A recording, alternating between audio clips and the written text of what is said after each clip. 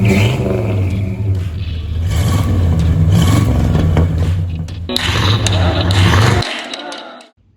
today I'm going to be making my first video on working on the new truck project that I got.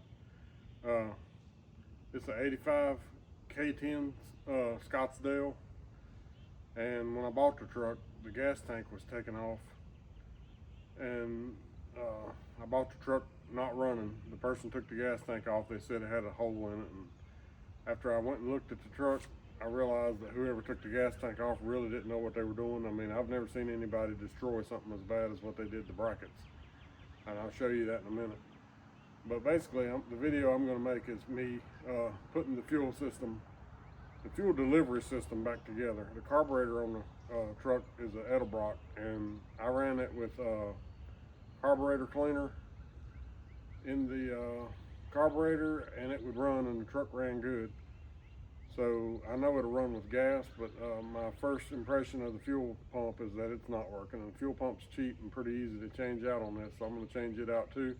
I'm going to blow the lines out with compressed air, try to clean everything up. And anyway, I had to buy quite a few parts because the only thing I had was the old gas tank, which is damaged, but the brackets were damaged beyond repair.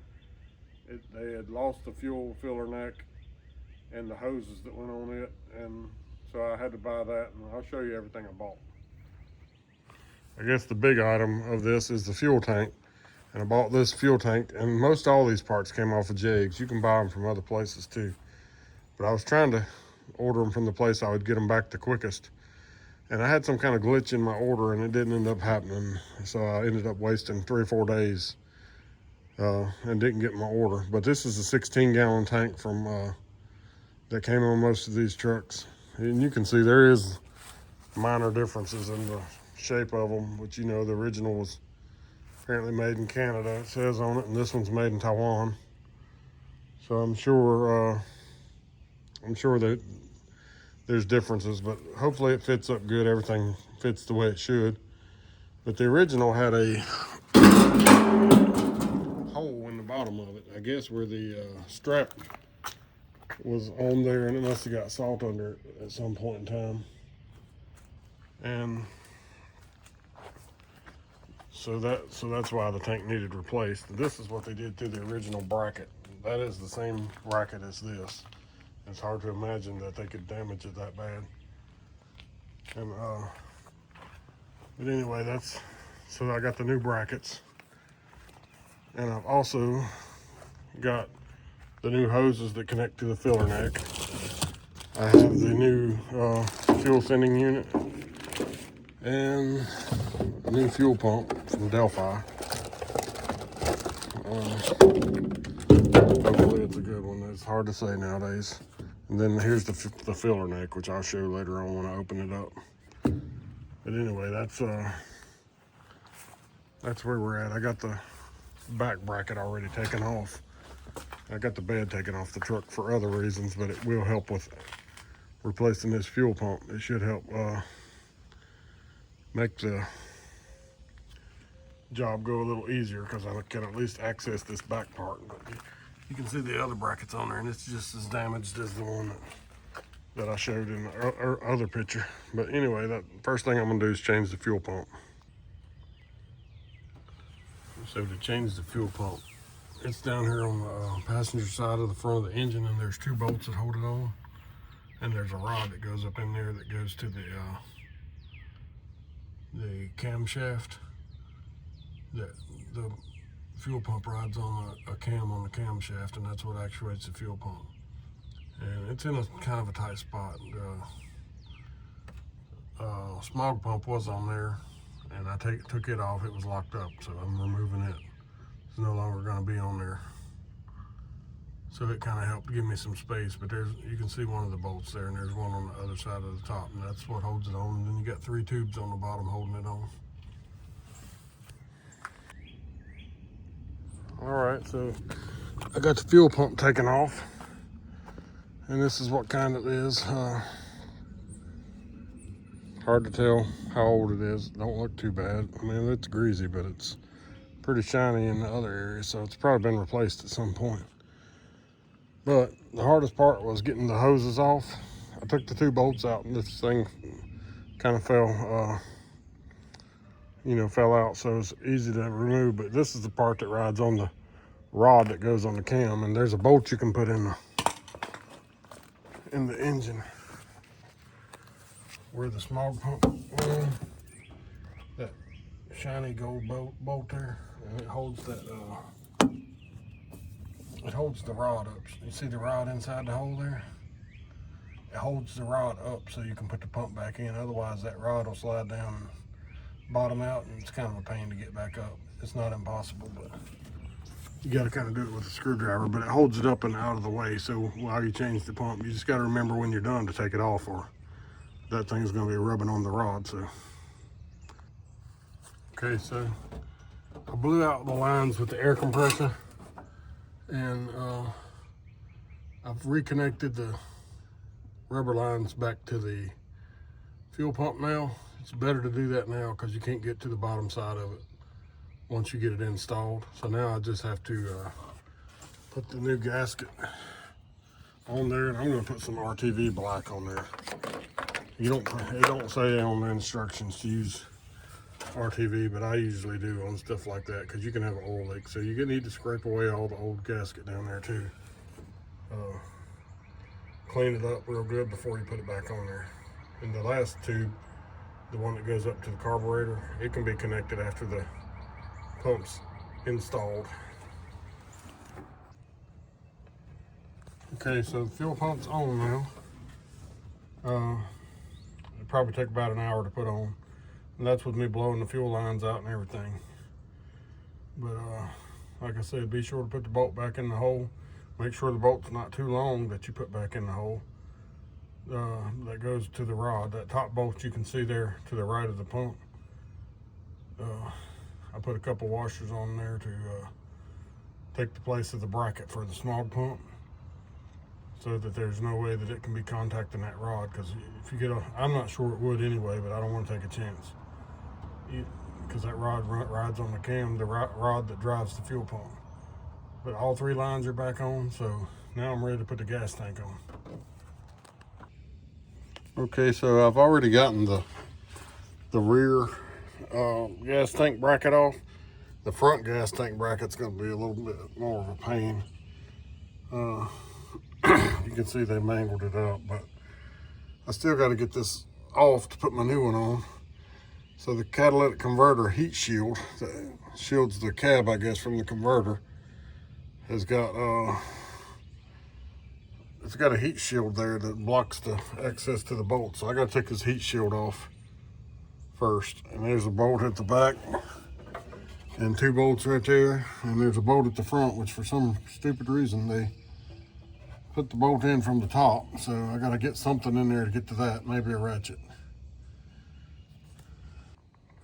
All right, I got the bracket out in the front that goes under the cab, and the whole reason those people destroyed it because they didn't want to take that off, the catalytic converter guard.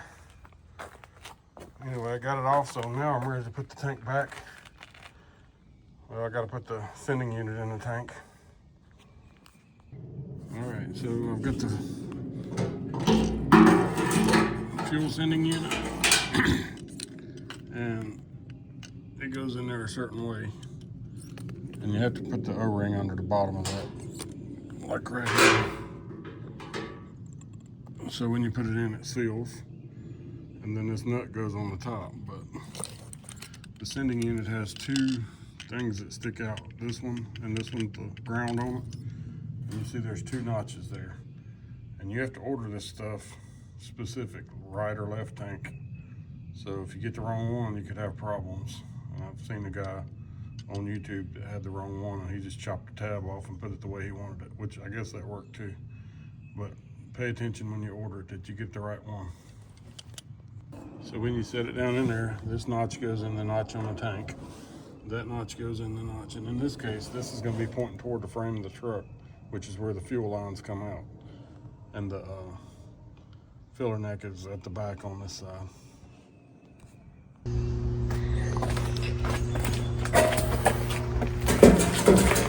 All right, so you gotta put this ring down in there, and it kind of looks like you're putting it upside down, but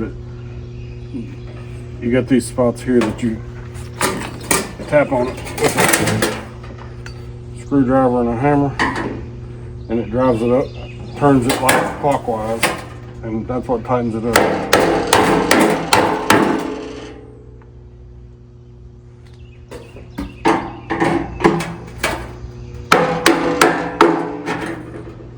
You just kind of work your way around it.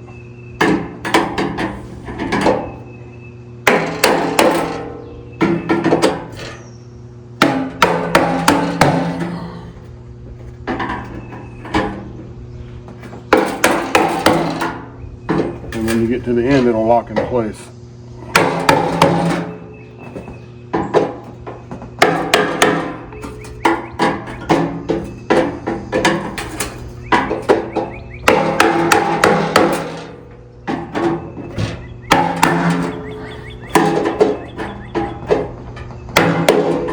When you get it flush on all three tabs, then you're done.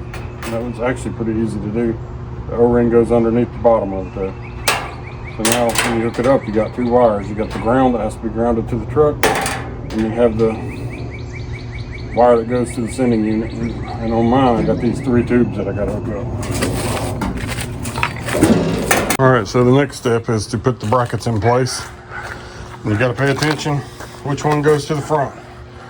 The one with the rounded corners at the top goes to the front. And I know that just because I just took it off. That's the one I just took off.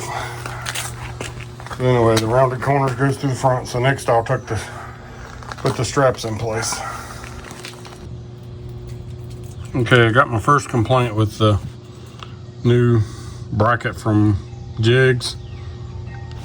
They didn't put the nuts on there. I don't know why, but it's gonna make it a pain in the butt for me a little bit to put the tank on, but I should still be able to do it. I found nuts that fit the original bolts. I think they're 3/8, I'm not positive. 3/8, 16 probably. But anyway, that's just gonna make life a little bit more difficult to mount the tank back up, but I can still do it. I just thought I'd share that. All right, so I forgot about it, but I saw it on another guy's video that these brackets don't come with the nuts welded on there, and I tried to put them on without welding them, and it's a waste of time. You're never going to get all 4 bolts in the front one without having those nuts welded on there. I don't know why they don't do that. It'd be a nice thing if they would fix that. But anyway, that's I just wanted to let everybody know, if you buy these brackets, you need to get the nuts welded on there or weld them on there. All right, so I wanted to show from the bottom side. I put the tank back on now. Got the brackets all tightened up. I put this catalytic converter heat shield back on. Probably don't even need it, but it might keep some heat out of the cab. Anyway, everything looks good from the bottom side. Now all I gotta do is hook up the fuel lines and the fuel sending unit. All right, so I got the gas tank on. I actually put some gas in it. These hoses and stuff are not lined up right just yet. I don't really know how they go. Hopefully what I ordered is the right thing, but without having the bed on the truck, I don't really know how to hook that up yet. So that may have to wait till I get the bed hooked on. But anyway, I just wanted to show that I did get it on there, and it is it took a little bit of time, but it's not too bad. Well, it took me a little while, but I got it running. Found out that the carburetor's bad. I took my carburetor off my Impala temporarily, put it on here. So, but at least it runs. Now I know I need to either rebuild the carburetor or get me